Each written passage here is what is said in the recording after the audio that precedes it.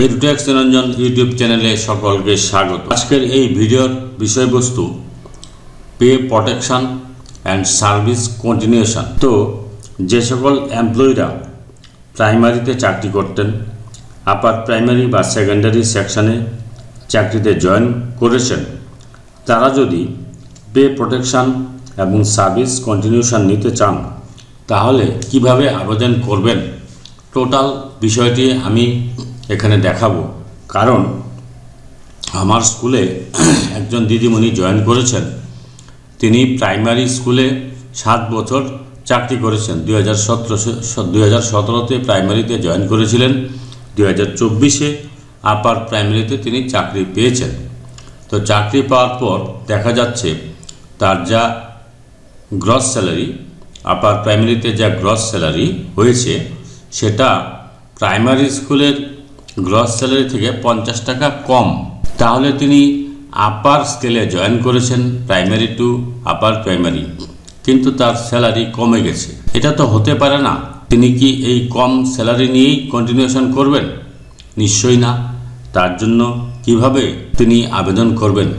যাদের salary primary থেকে আপার প্রাইমারিতে জয়েন করার পর যাদের গ্রস স্যালারি কমে গেছে তারাই পে প্রোটেকশন পাবেন, আর বাকিরা সার্ভিস কন্টিনিউশন পেতে পারেন। যাদের স্যালারি কমেনি তারা সার্ভিস কন্টিনিউশন পেতে পারেন। সার্ভিস কন্টিনিউশন বলতে লেংথ অফ সার্ভিস বেনিফিট কিন্তু পাবেন। আপাতত যেটা অর্ডার আছে তাতে 10 ইয়ার 20 ইয়ার্স বেনিফিটের কোনো প্রভিশন নেই। শুধুমাত্র গ্র্যাচুইটি বা আপনার যে পেনশন ক্ষেত্রে 20 ইয়ার্স সার্ভিসের যদি কম হয়, ফুল বেনিফিট অফ পেনশন বা গ্র্যাচুইটির ক্ষেত্রে তারা লেংথ অফ সার্ভিস বেনিফিট পাবেন। তবে 10 ইয়ার্স বা 20 ইয়ার্স বেনিফিট যদি পেতে চান সেই ক্ষেত্রে তাদের কিন্তু আবার সামগ্রিকভাবে সমবেতভাবে যাদের এই ধরনের কেস আছে তারা আবার হাইকোর্টে যদি কেস করেন তাহলে কোর্টের অর্ডার অনুসারে যদি পজিটিভ হয়, তাদের পক্ষে যদি যায়, তাহলে কিন্তু তারা 10 ইয়ার 20 ইয়ার্স বেনিফিটও পেতে পারেন। যেমন আমার স্কুলের দিদিমণি, তিনি 7 বছর প্রাইমারি স্কুলে চাকরি করেছেন, তারপর হাই স্কুলে জয়েন করেছেন আপার প্রাইমারিতে। তাহলে এখানে 3 বছর চাকরি করলেই তার 10 ইয়ার্স বেনিফিট পাওয়ার কথা, কিন্তু সেটা কিন্তু তিনি পাবেন না। আপাতত যেটা অর্ডার আছে, তিনি শুধু লেংথ অফ সার্ভিস বেনিফিট পাবেন এবং প্রোটেকশন অফ পে পাবেন, অর্থাৎ তার স্যালারিটা যাতে কমে না যায় সেটার প্রভিশন রয়েছে। তো তার জন্য কিভাবে আবেদন করতে হবে সেটা আমি হাইয়েস্ট অথরিটি টু লোয়েস্ট অথরিটিটা আলোচনা করছি, মানে সর্বোচ্চ স্তরের থেকে নিচের দিকে আমি যাচ্ছি, তাতে আপনাদের সুবিধা হবে। তো তিনি কিভাবে আবেদন করেছেন তার একটা আমি অ্যাপ্লিকেশান ফরম্যাট দিলাম, সেটা আপনারা নিজের মতো করেও ফিল আপ করে নিতে পারেন। তো এই এমপ্লয়ি কীভাবে কার কাছে আবেদন করবেন? To the principal secretary, department of school education department, government of west Bengal, Bikash Bhavan, সিপে। এখানে অ্যাড্রেসটা রয়েছে। 2 নম্বর হচ্ছে the commissioner of school education, government of west Bengal, এখানে অ্যাড্রেসটা রয়েছে। 3 নম্বর হচ্ছে ডিরেক্টরেট অফ স্কুল এডুকেশন, অ্যাড্রেসটা রয়েছে। 4 নম্বর হচ্ছে district inspector of school, Alipurduar, এখানে রয়েছে। 5 নম্বর হচ্ছে সেক্রেটারি অথবা টিএসসি অথবা এএইচএম টু স্কুল, যে স্কুলে তিনি জয়েন করেছেন সেই স্কুলের সেক্রেটারি বা টিএসসি বা এএইচএমকে তিনি সেটা কপি ফরওয়ার্ড করেছেন। সাবজেক্ট কি? Prayer for protection of pay and service continuation at upper primary level by counting past service rendered as primary assistant teacher and thereby fixation of pay scale of pay allowing all admissible service benefit by counting past service at primary level, অর্থাৎ primary level থেকে counting করে সমস্ত benefit যাতে তিনি পান তার জন্য তিনি আবেদন করেছেন। এটা হচ্ছে এমপ্লয়ি আবেদন করবেন। Respected sir, madam, this is two state that I am, এখানে এমপ্লয়ির নাম দেবেন। অ্যাসিস্ট্যান্ট টিচার অফ, একটা যে স্কুলে তিনি অ্যাসিস্ট্যান্ট টিচার অফ জয়েন করেছেন হাই স্কুলে, সেই স্কুলের নাম দেবেন।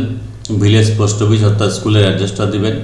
Was a confirmed assistant teacher of Uttarpara GSFP school, এটা হচ্ছে প্রাইমারি স্কুলের নামটা দেবেন। Under Alipurduar town circle, Alipurduar DPSC, আপনাদের ক্ষেত্রে যে ডিপিএসসি হবে সেটা দেবেন। আর সেই প্রাইমারি স্কুলে জয়েন করেছিলেন কত সালে? 13/2/2017। আপনাদের ক্ষেত্রে যেটা হবে সেটা দেবেন। Letter I got appointment as an assistant teacher of Rajabhatkhawa high school at upper primary level by qualifying first SLST 2016 that the letter of appointment has been issued by School Management Committee on 2/12/2024। এখানে memo নাম্বারটা রয়েছে, কোন memo নাম্বারের বলে তিনি high স্কুলে join করেছেন appointment লেটারের সেটা দেবেন। সো রিকমেন্ডেশন লেটার আপনি যেটা স্কুল সার্ভিস কমিশন থেকে রিকমেন্ডেশন পেয়েছেন তার নাম্বারটা দেবেন আর ডেটটা দেবেন। এখানে এই ডেটের রয়েছে of WBC SSC and accordingly my date of joining is, তিনি কত তারিখে জয়েন করেছেন হাই স্কুলে বা আপার প্রাইমারিতে সেটা দেবেন। I had been released from primary school as assistant teacher under Alipurduar DPSC on 3/12/2024।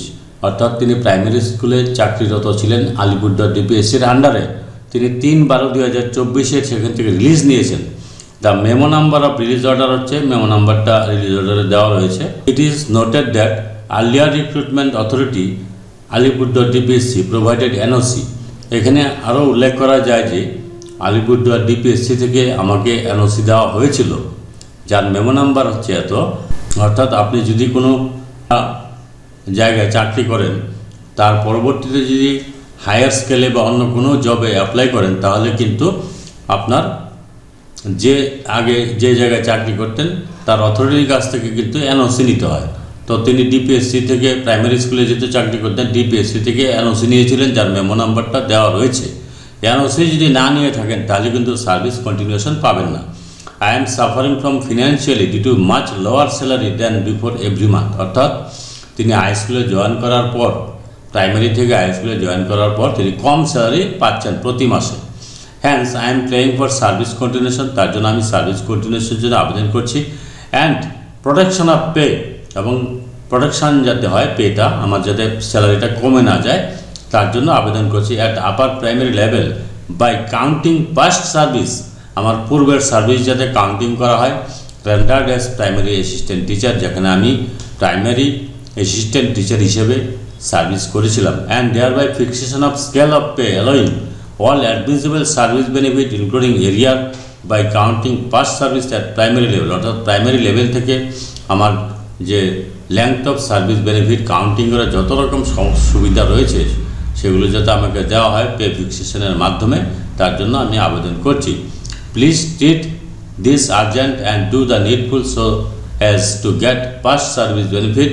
আমি যাতে পূর্বের চাকরির বেনিফিট পাই তার জন্য আর্জেন্ট ব্যবস্থা নেওয়ার জন্য আবেদন করছি। ইয়ার্স ফেথফুলি এখানে এমপ্লয়ির নাম।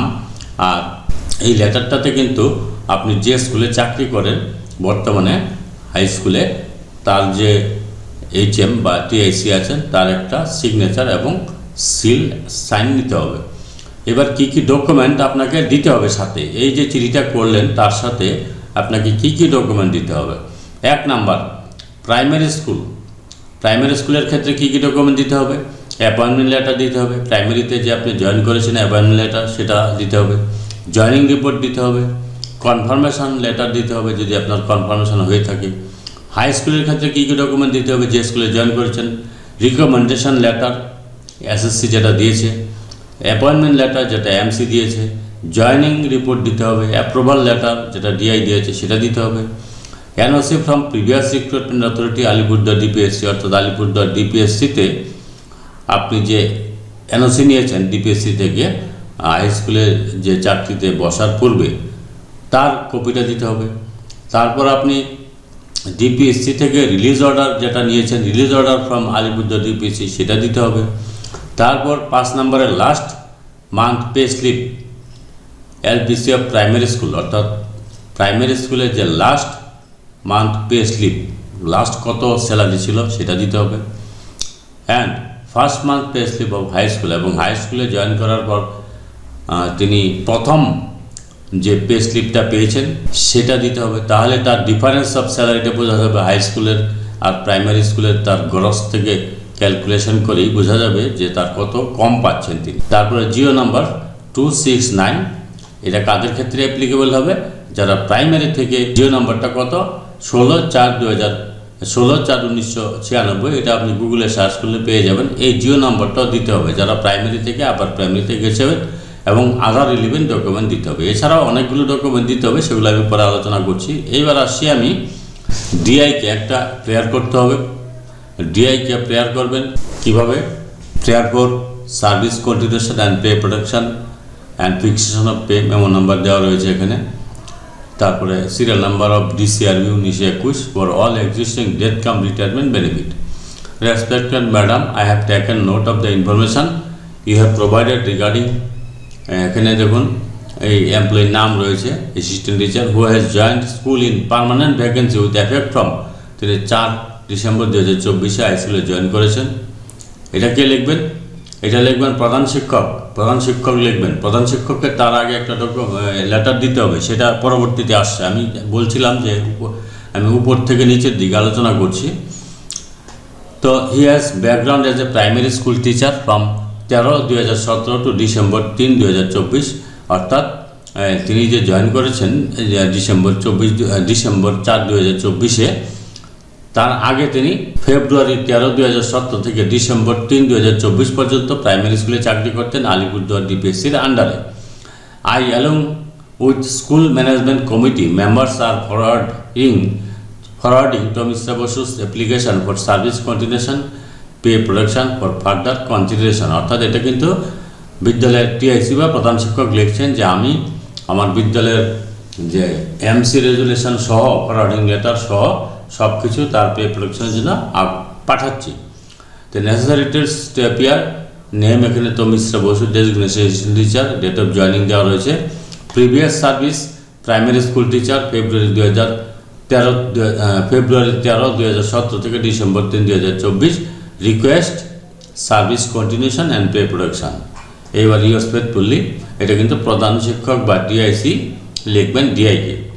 তার আগে এবার এমসি রেজুলেশনটা করতে হবে। এমসি রেজুলেশনটা কীভাবে করবে সেটা আমি একটু সংক্ষেপে দেখাচ্ছি। এটা যদি আমিই করে দিয়েছি। To take initiative for continuation and pay protection of service of, এখানে এমপ্লয়ির নাম। The meeting is presided over by the administrator, এখানে অ্যাডমিনিস্ট্রেটরের নাম রয়েছে। টিআইসি এর নাম রয়েছে। Inform the members present in the meeting that, এখানে এমপ্লয়ির নাম যিনি জয়েন করেছেন। 80 Bioscience has applied for continuation of service and pay protection. Tomishra Basu mentioned in her application that she had served in Uttarpara GSSP Primary School from 13/2/2017 to 3/12/2024 and joined Rajabhatkar High School on 4/12/2024. She has applied for service continuation and pay protection as per government service rule.